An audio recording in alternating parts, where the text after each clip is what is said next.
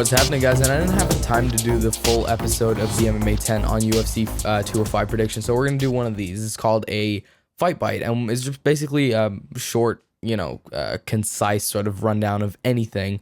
And today we're gonna be predicting UFC 205. Now, first and foremost, this is the card I will lose my prediction streak in 100%. I've been on a little bit of a streak when it comes to predicting fights lately, and I will get so many wrong on this one, but, it's all in good fun. So here are my picks.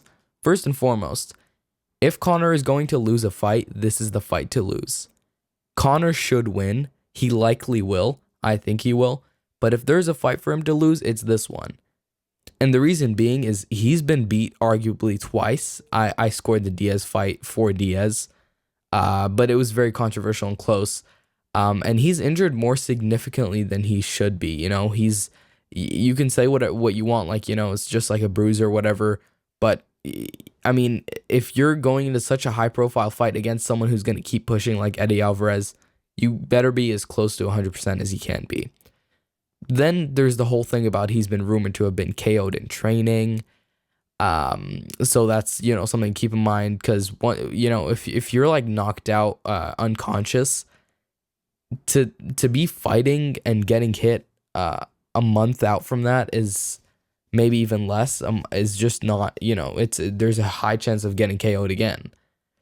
And on top of that, he's got a lot of on his mind of from his announcement. There's his whole fast what was it, like a workout regime or whatever he's doing, and there's lots. So these seem like trivial reasons, but there's just a lot on his mind at this moment. So if there is a fight for Conor to lose, it's kind of this one. But I still predict that Conor is gonna come out and leave with the TKO. That said, I do have a crazy feeling that Eddie Alvarez might just knock him out early.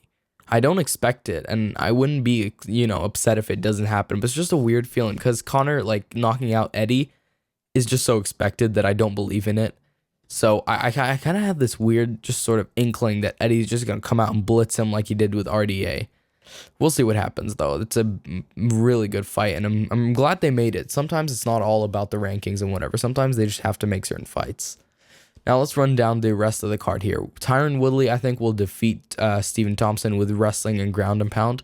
Joanna Jędrzejczyk will defeat Karolina Kowalkiewicz with a 4th round TKO probably. It's just I know Karolina's an exceptional striker, but it's just there's no comparison. It's just I feel Joanna's so much more decorated and so much faster and more fierce and just more constant. Now, I see Chris Weidman defeating Yoel Romero, because Yoel Romero sort of tends to slow down and Chris Weidman tends to pick up. And especially based on momentum, if the fight is going his way, he'll definitely pick up the pace. So I see him with a TKO somewhere in the 3rd or around there. Weidman defeating Romero. So next up, Cerrone versus Gastelum. I'm looking at it as I'm thinking. I mean, this isn't an upset to me, but I'm thinking Cerrone's gonna defeat Gastelum with a 2nd round stoppage, either a TKO or submission.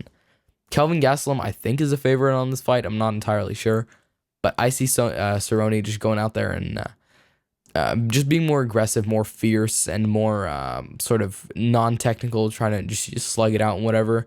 And I see a 2nd round stoppage, either a TKO or submission. Raquel Pennington and Miesha Tate. That can go either way for me. I'll take Miesha Tate just because she doesn't have a lot to lose, so she'll perform. She tends to sort of choke up on big fights, as we've seen, or maybe it was just coincidence or whatever. But I think that it's pretty even, but I'm just going to... It's kind of like, like I said, it can go either way. So I'm just going to take Miesha Tate on that fight. Edgar and Stevens is a tough matchup. It can go either way as well, but I'm going to take Frankie Edgar by decision. I think if Stevens doesn't knock him out early and they play the game that Jeremy Stevens played against Hen Barao, that's Edgar's game, and Edgar is better at it. So I guess that's my reason for taking Edgar. So Frankie Edgar by decision. Lastly, Khabib Nurmagomedov versus Michael Johnson. Now, I like Khabib Nurmagomedov a lot, but I have this weird distrust in his skill for some reason. I don't think he would have beaten Tony Ferguson. And Johnson, to me, isn't a champion either. He gets hit too much with fundamentals. That said, fundamentals is where Khabib shines. So for that alone, I'll take Khabib Nurmagomedov to win, but that's not a huge lock at all. I feel it can go either way depending on so many things. But that's a very important fight in terms of rankings, and we'll see what happens with that. Johnson, of course, coming out off of a huge knockout of Dustin Poirier. Now, I won't run through the rest of the card in the interest of time, but I might end up posting those up on Twitter at TheMMATen. Be sure to follow me there. But that's all I've got for today, and I'll check back in after the fights to talk about what happened.